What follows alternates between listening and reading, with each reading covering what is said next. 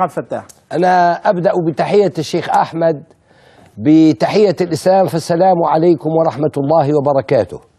الأمر الثاني، الخلاف بيننا وبينكم يبدو أنكم لم تتفطنوا إلى القضية المطروحة.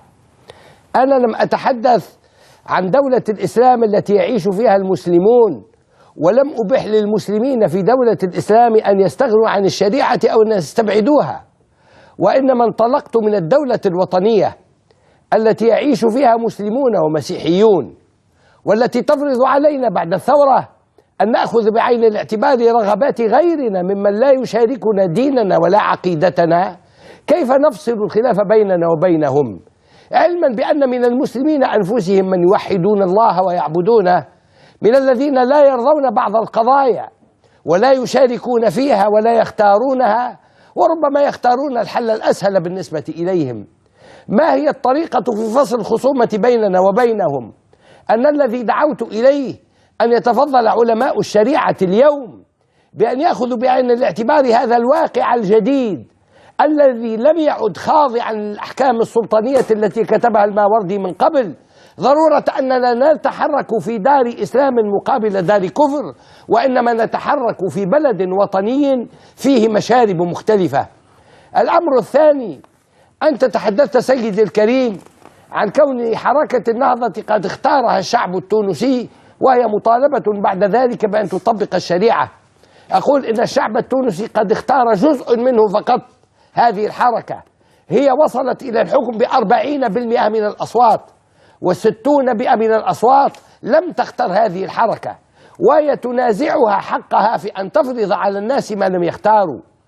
الأمر الثالث، أنا قلت نحن اكتفينا بتونس بالتنصيص بالفصل الأول من الدستور على ماهية الدولة باعتبارها دولة إسلامية، ونعتبر ذلك سندا لنا في أن نرد كل قانون يتخالف مع أحكام الشريعة الإسلامية. يعني لستم في حاجة لذكر الشريعة الإسلامية في الدستور. والخلاف بيننا وبين مواطنينا هو خلاف خوف من مسمى، من تسمية لا من مسمى. هم لم نفهمهم ما هي الشريعة الإسلامية. نحن يدوبنا داخلين على الساحة منذ أشهر قليلة. عقائد الناس تحتاج إلى عناية، تربية الناس تحتاج إلى عناية، ترتيب الحياة بيننا تحتاج إلى عناية. حلوا مشاكل الناس، حلوا اقتصادهم المتعثر، أعينوا الناس على أن يعيشوا عيشة كريمة لا عيشة البهائم، ثم بعد نتحدث عن تطبيق الشريعة الإسلامية. ثم أنتم لم تأخذوا بعين الاعتبار أن ما اكتمل من دين الله تعالى مر بمراحل مختلفة روعيت فيها حاجة الناس وروعي فيها التدرج. هل تدرجنا بالناس حتى يفهموا ما هو المقبول لديهم وما هو المرفوض، وحتى يحددوا اختياراتهم؟ هل ارتفعنا بمستوى الأمة إلى ما يجعلها قادرة على التخير والاختيار؟ هذا كله لم يحصل.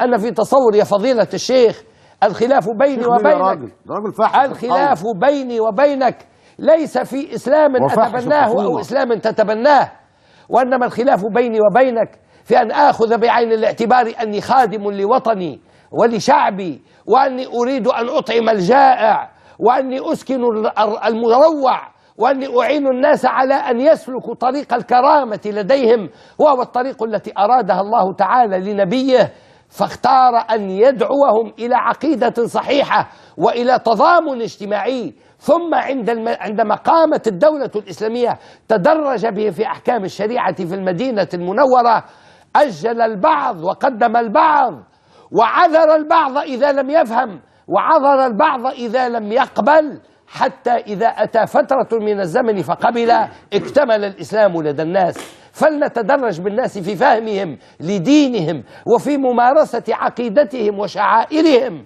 ثم الذين يطالبون اليوم بتطبيق الشريعة، أية شريعة يريدون أن يقدموا لنا؟ الشريعة التي توقف الاجتهاد فيها في القرن التاسع الهجري عندما كتب الخليل كتب مختصره. هل لديكم شرع يحل مشاكل الناس اليوم؟ العالم الذي تطور فيه الناس والذي أثثه الغربيون في 90% منه، من الذي يحكمه الآن؟ أليس الغرب هو الذي يحكمه؟ أتطلب من علماء الشريعة أن يصدروا أحكاما تتعلق بالواقع الجديد الذي لم يكونوا سببا في إيجاده ولم يكونوا سببا في تأثيث مجتمعهم به؟ ثم يا فضيلة الشيخ نبهه ان هو ما يبقاش فاحش القول. استاذ بس يا استاذ نبيل لو سمحت، لا لو ما سمحت يبقاش فاحش طب القول. لو سمحت بس يا استاذ نبيل. يا أستاذ أحمد، افتكوا من الناس قيادتهم للعالم لتصبح قيادة المسلمين للعالم هي القائمة. لن يتم ذلك إلا إذا علمتم الناس. 30% من شعبنا أمي. هل تقدمتم لرفع الأمية؟ هل سعيتم لرفع الأمية؟ كيف يقبل علماء الأمة، كيف يقبل الأزهر والزيتون والقرويون لأمة كان أول ما قدم الله لها من أمر أن تتعلم وتقرأ؟ كيف نقبل أن نعيش في خصاصة العلم والبعد عن العلم والتعلم مدة قرون عدة لا نتفطن بأن تطبيق الشريعة الإسلامية يمر أساسا عن طريق التعرف عليها، والجاهل لا يتعرف عليها. أعطوا الحق لشعبكم بأن يكون كامل الإنسانية كامل الكرامة. سدوا الخلة وأعينوا الناس على حل مشاكلهم، واقتفوا أثر خديجة لما قالت لسيد الأولين والآخرين: والله ما يخزيك ربك أبدا، إنك تحمل الكل وتقري الضيف وتكسب المعدوم وتعين على نوائب الحق. ولم تطرح عليه أن يكون قاهرا للناس في عقيدتهم، قاهرا للناس في اختياراتهم. والرسول صلى الله عليه وسلم الذي جاهد الكفار من أجل حرية العقيدة وحرية الكلمة أنس بشعبه لما اختار الإسلام عن روية. فلا وربك لا يؤمنون حتى يحكموك. فالاختيار للأمة وليس للحاكم أن يفرض على الناس. والتدرج في تطبيق أحكام الشريعة أمر قائم قرره علماء أمتنا. فأشكركم على تدخلكم سيدي الكريم، وأبديت لكم من الرأي ما أتصور أنه يخرج من النزاع اللفظي والتماري فيما بيننا إلى التعاون على إصلاح وضع بلدنا.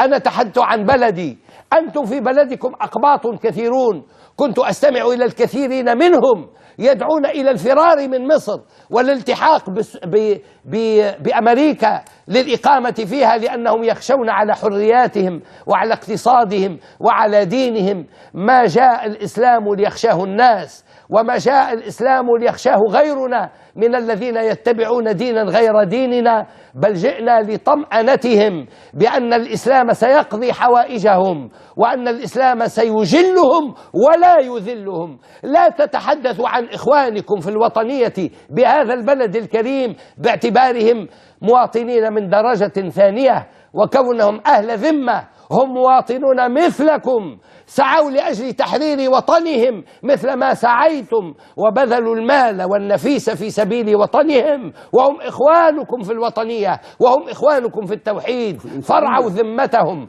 وارفعوا رايتهم وأعزوا جماعتهم، لأن في ذلك تطبيقا لأحكام الشريعة. والسلام عليكم سيدي الكريم.